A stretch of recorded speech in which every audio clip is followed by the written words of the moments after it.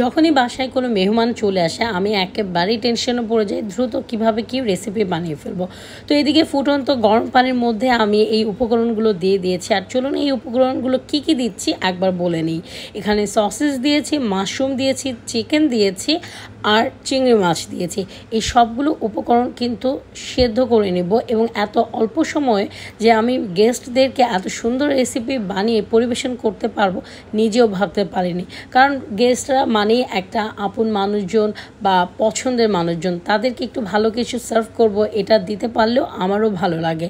তো যাই হোক, এখানে মোটামুটি সেই উপকরণগুলো যখন সিদ্ধ হয়ে আসলো তার উপরে দিয়ে নিয়েছি পাস্তা খেতে ভালোবাসে না এমন মানুষ খুব কমই আছে এবং পাস্তাটা সব থেকে বেশি আমি এবং আমার বাচ্চারা দুজনেই পছন্দ করি। ক্রিম পাস্তা বা মানে গ্রেভির যে পাস্তাগুলো থাকে, একটু চিজ থাকবে সেই পাস্তা।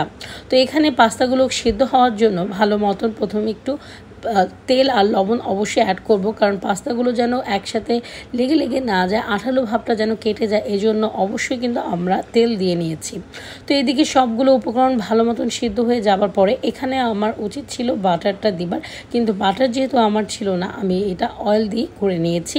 আপনারা চাইলে বাটার দিয়ে করবেন, কোনো প্রবলেম নেই। এবং তেল দেওয়াতে যে স্বাদটা নষ্ট হয়ে যায় বা স্বাদ ভালো লাগে না এরকম কোনো কিছু না। বাটার দিলে ফ্লেভারটা সুন্দর হয়, স্বাদটা আরেকটু বেটার হয়, বাট তেল দেওয়াতে তেমন কোনো প্রবলেম নেই। তো এদিকে আমি যেহেতু আমি মানে রসুন কুচিটা আমার ভালো লাগে না বলে আমি আদা এবং রসুনের কুচিটাকে মানে রসুনের পেস্ট দিয়েছি এবং এটাকে ভালো মতন ভেজে নিলে একটা ফ্লেভার চলে আসবে। যখন ফ্লেভারটা মানে একটু ভাজা হয়ে যাবে তখন একটু আটা গুঁড়ো এবং গুঁড়া দুধ দিয়ে আমি পানির আগেই গুলিয়ে রেখেছিলাম দুধটা, তো এইটাকে আমার ভালো মতন গুলিয়ে দিয়ে দিয়েছি।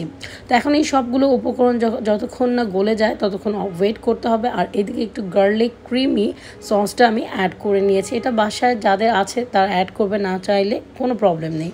তো এখানে একটু পাস্তার সাথে যে মশলাটা থাকে এই মশলাটা আমি এখানে দিয়ে নিয়েছি জাস্ট ফ্লেভারের জন্য।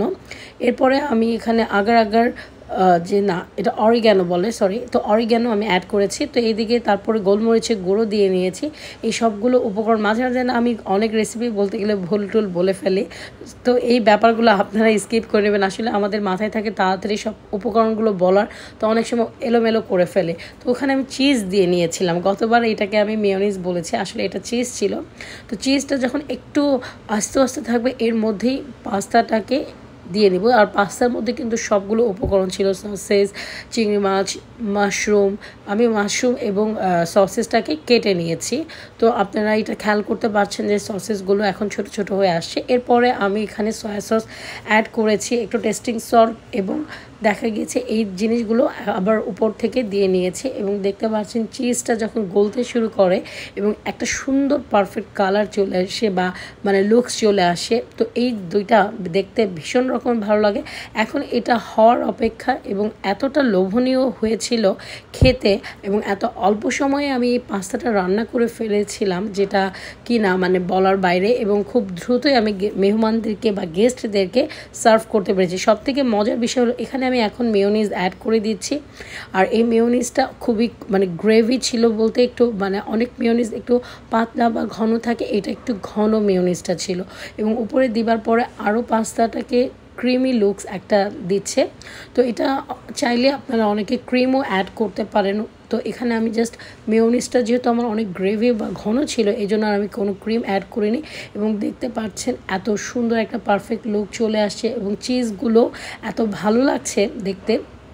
আর এই মানে আমার বাচ্চারা যখন দেখলো যে আমি এত মজাদার রেসিপি বানিয়ে ফেলেছি এবং সত্যিকার অর্থে আমি যে পরিবেশন করব এই সময়টাও পাইনি, ওদেরকে সার্ভ করতে আমার তাড়াহুড়া করে হয়ে গিয়েছিল। তো আজকের আমার এই পাস্তার রেসিপিটা আপনাদের কেমন লেগেছে অবশ্যই কমেন্টস করে জানাবেন, কারণ আপনাদের এই কমেন্টসগুলো আমাকে রান্নার মানে মজার মজার ভিডিও শেয়ার করতে বা রান্নার ভিডিও শেয়ার করতে ইন্সপায়ার করে। তো যারা পাশে থাকেন তাদেরকে অসংখ্য অসংখ্য ধন্যবাদ।